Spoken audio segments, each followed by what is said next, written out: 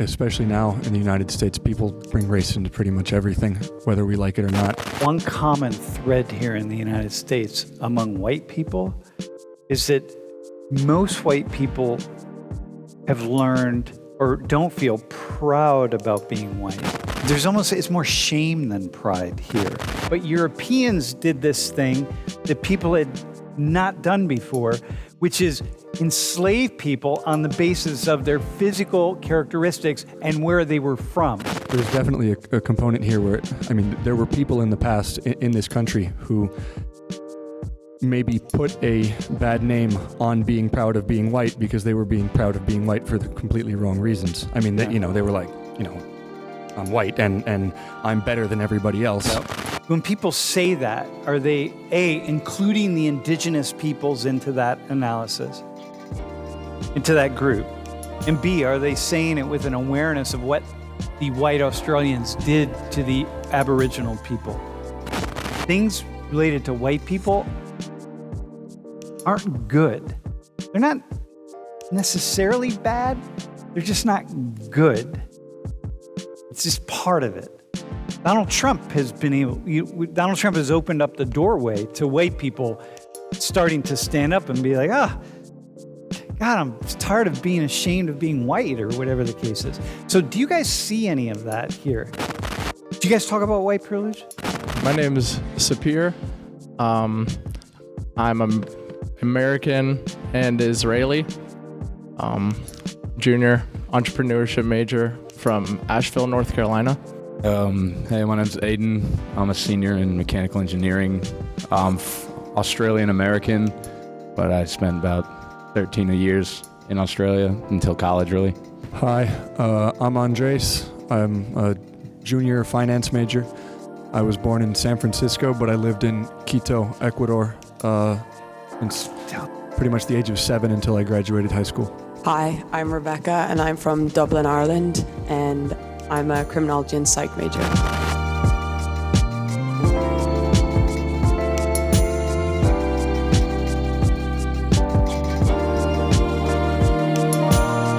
What do you guys notice about whiteness here in the U.S.? We'll start with you, Rebecca. When you think about white Americans, how they talk about it, how they are, et cetera, what do you notice? What stands out for you? I think there's a lot more emphasis on being white here when you meet someone. When you say emphasis, you mean people, they bring it into the conversation?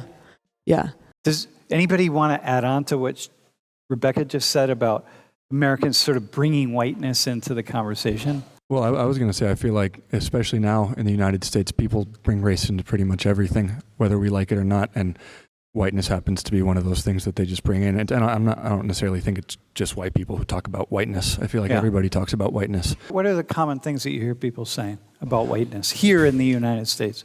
Well, one of the, I don't know whether to call it a good thing, but one of the things about social media and being connected all the time is that you can hear people who are extreme on both sides.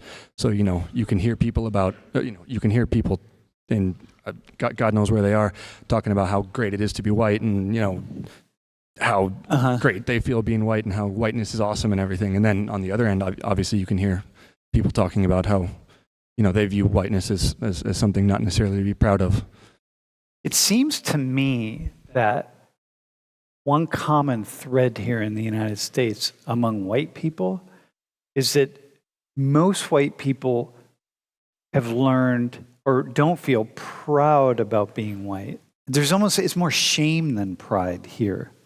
It's because how other countries kind of view America in a way. So I don't know, often Americans are kind of posed as obese, white people that just sit around and do nothing all day. So I feel like maybe that has something to do with it. It's oh, I'm just American type of thing. We have a really unique history in that it's Europeans that came and started creating this concept of race, because race is very much a European created concept.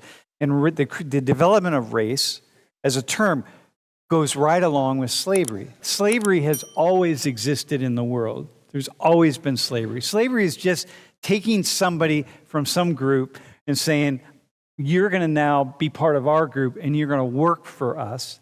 You're going to be part of us. You're going to do something I want you to do. And I'm going to pay you very little money or pay you no money at all. And I'm going to force you into some kind of relationships of some type of bondage. That's always existed.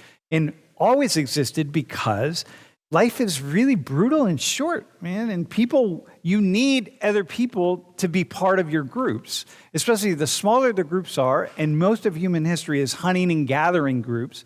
You need other people to be part of you. So when you meet another group and you can conquer them, they become part of you, but then they become part of your group, right? They don't just become outsiders. They really often become. So the person that could be a slave very quickly is not a slave anymore. But sometimes they really truly are slaves, and based on whatever characteristics you could have. But Europeans did this thing that people had not done before, which is enslave people on the basis of their physical characteristics and where they were from. So if you're going to go to Africa, you're going to go to this continent, you're going to take these people and you're going to bring them to the Americas, and you're going to say, we're going to force you to work for us. You're going to force you to be in bondage here. You have to have some kind of reason to put them in bondage. And the reason then becomes, well, you're inferior. And we know you're inferior because you look like this. And so that just hadn't happened in history. Just had not happened. So we created this really wild history here. So the whole race conversation, when we talk about white people, it's all connected in that way, right? So now the question is, this is what Americans are grappling with. So what do you all see? You can't stand up and just be like, hey, I want to talk about my whiteness, because whiteness comes along with a certain kind of shame or a certain kind of it's not good to be white. There's definitely a component here where, there were people in the past in this country who maybe put a bad name on being proud of being white because they were being proud of being white for the completely wrong reasons. They were like, I'm white and I'm better than everybody else. Yep. So I think it's I don't know if it's understandable, but there certainly is a feeling that if anyone who's white expresses their pride, or maybe not even pride, just the fact that they're white, it's almost like wait, are you trying to say that you're like them, that you're you're proud of because you're white and because everybody else is inferior, or what's the reason, Right. So if you any acknowledgement of some kind of pride to be white is pride to be a part of the conquering group. And that's seen, and you can't do that. But you could be proud to be Irish, right? And that's okay, as many Americans are. Irish are really quite... Which is also interesting because, as you just said, I feel like in Europe, we judge America for being whites, being racist or whatever, but I think a lot of people don't know that it actually stemmed from Europe. But people in Europe are like, I'm proud to be Irish, I'm proud to be British. But when America do it, it's wrong because we think that that's where racism comes from, but that's not actually where it comes from. Okay, right. Okay, so Americans can be, I'm proud to be American, but proud to be white is something else. Yeah. Bro, so this is in Australia, right? You've had the public shaming of white Australians. I wouldn't necessarily say it's very similar to America, and I would say, kind of building off what you were saying, I've never really heard someone say I'm proud to be white there, but a line that comes out loud is I'm proud to be Australian, which I think is similar to here. And I've always wondered if that's extending from is that because we see our normal person, like I mentioned earlier, as being a white, so we just say that, we assume that by saying that it's an indirect way, but I think it's very similar along the lines of America. Coming here, I didn't see it as a big difference in how it doesn't really come up a lot. I haven't heard anyone here particularly say, but you said, or back home, for instance. But but back home, is there kind of a shaming that white people experience because dude, let's be clear. What happened to the Aboriginal peoples in Australia is similar to what happened to indigenous American Indians here. The slaughter, really a genocide, right? The killing. So when you say I'm proud to be Australian, do people link that with, but dude, the Australians, who are mostly white, because that's what you're talking about, when people say that, are they, A, including the indigenous peoples into that analysis, into that group? And B, are they saying it with an awareness of what the white Australians did to the Aboriginal people? I would say for us, it's the reason people can say it differently than here is because not as many people know our history of what happened and the negative connotations associated with basically, and it's not always true. Like, there was a ton of immigration to Australia in the late 20th century, but that's kind of what white Australian extends from. And obviously, there's a huge islander population, people from Papua New Guinea, Maoris from New Zealand, and I think there's cultural diversity in that as well, who come in and they're just as Australian as anyone else. But I do think that there's a negative undertone associated with, like, I think our best instance is Australia Day. The day is celebrating, like, when the English arrived in America. It's like our equivalent of 4th of July. And it's technically celebrating that our arrival is celebrating the basically annihilation of when the English arrived in Australia. Yeah, which is celebrating the annihilation of basically the beginning of it. Yeah. Yeah. And I don't think it's, do people talk about that? It's become a topic like more and more in the last 10 years. Like, I know there were protests on Australia Day. Like, there's protests on Australia Day. Yeah, I was watching some last year actually on that. But here, to be clear, right, in the United States, it's not, Native Americans don't have the power. The indigenous Americans don't really have the power to push that conversation. It's Black Americans that have had the power just to really critique white people. But, like, if you say I'm proud to be white, the next statement by people critiquing that isn't, or I'm proud to be American, isn't from the perspective of Native Americans. It's from the perspective of Black Americans in slavery. And you guys didn't have that. You just had the indigenous people who you can kind of push to the side more easily. Things related to white people aren't good. They're not necessarily bad. They're just not good. It's just part of it.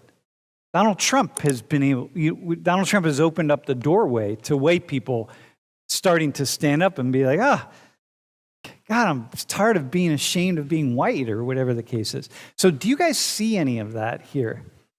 Go ahead. Yeah. I think that, like, especially in Ireland, like, people that don't know that much about America will kind of judge America as a whole by people like Donald Trump or people that stand up for whatever.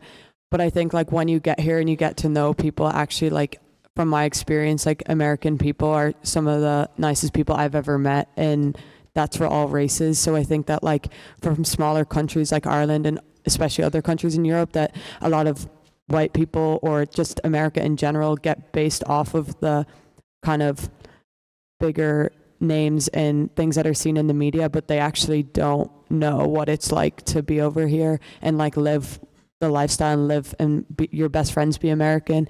And I still think, like, even when I go home and I talk to people at home, like, they still have the same stereotypes about Americans, and it's just like any other stereotype in the world. And what's their stereotype of white Americans in particular? They're full of themselves and whatever, but, like, white Americans are. Yeah.